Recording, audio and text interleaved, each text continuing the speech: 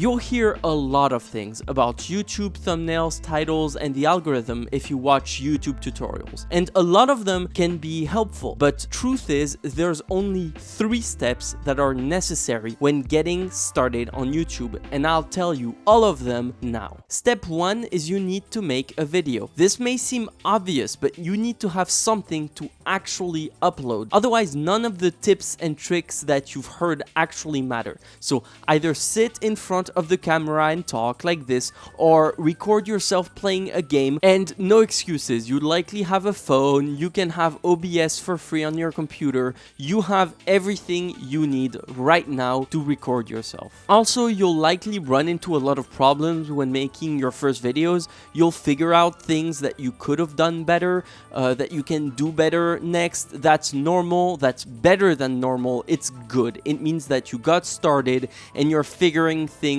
out as you go. But remember, the key and the most important thing in this entire process is making a video and finishing it. You can't know what works without trying it first. My girlfriend is studying right now, so I can't film on the sofa like I did in my last video, but that's okay. I just adapted and here I am. Okay, now step 2 is the thumbnail and the title. For right now, don't worry too much about it. To illustrate what you should do, I use some of my videos as examples. So let's start with my most viewed video, Distant Horizons, the Minecraft mod I can't play without. So the thumbnail is very surprising for someone who has played Minecraft because you can immediately see that I have a very long draw distance, and even if you don't see it, it's kind of eye-catching with the text "see very far." The thumbnail should give you a good idea of what your video is going to be, and on top of this, I made a choice in the title. Can you see what it is? I give away the name of the mod. Why? The video is about my experience with the mod. I don't want to keep the viewer waiting for the name of the mod, so I made a very deliberate choice. I give all the information out straight away. If someone came across my video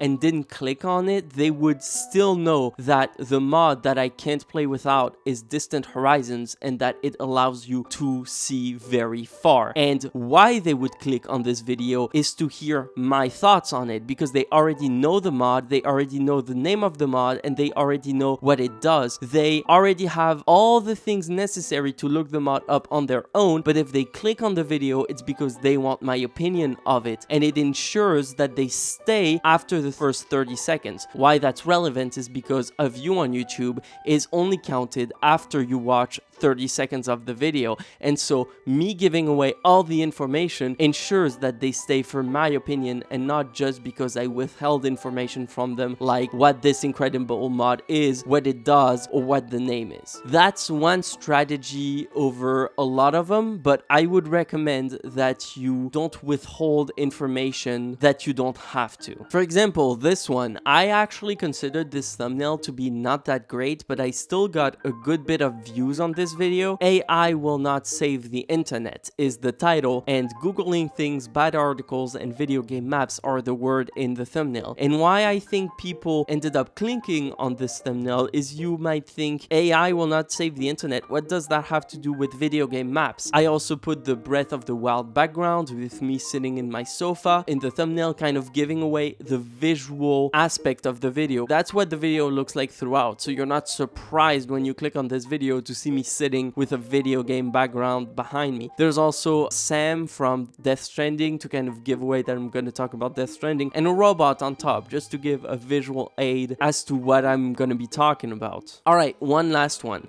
This one is "You were lied to about the triggered feminist meme lady." And so in my modern YouTube era, this is actually the second video I made, and I think the reason it's at 13,000 views now is in part because of the title and thumbnail. Again, remember what I said about the Minecraft video. If you read the title and if you watch the thumbnail, you already are getting the idea that the triggered feminist meme lady is a meme that was taken out of context, and the lady in the video is actually pretty chill. You can infer that from just the title and thumbnail, so you're gonna click on the video if you want more information. That again ensures that someone who clicks on the video is willing to stay there for at least 30 seconds because I'm not withholding the most important information of the video. So this is how I approach step 2. To summarize, you want thumbnails and titles to prepare the viewer for what they're about to watch. Since a view is only counted after 30 seconds of watch time, you want people to have a pretty good idea for what they're about to watch before they click on the video. Otherwise, they might just click off. And again, this is my approach to it. It's informed by YouTube tutorials and kind of watching how big channels do it. But ultimately, it's a pretty personal strategy. And as long as you have your own strategy and it gets people to click, it doesn't really matter what you do. You want something that's eye-catching and that prepares the viewer for what they're about to watch. All right, and then step 3 is just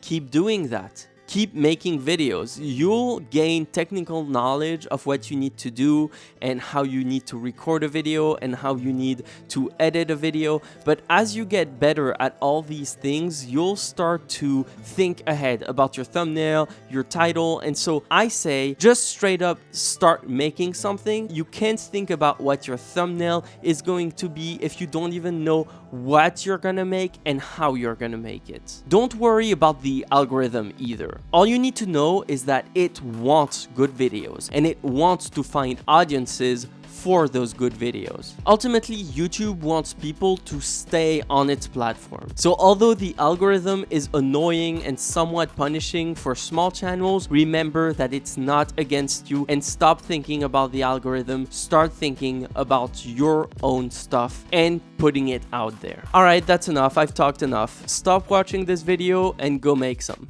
See ya.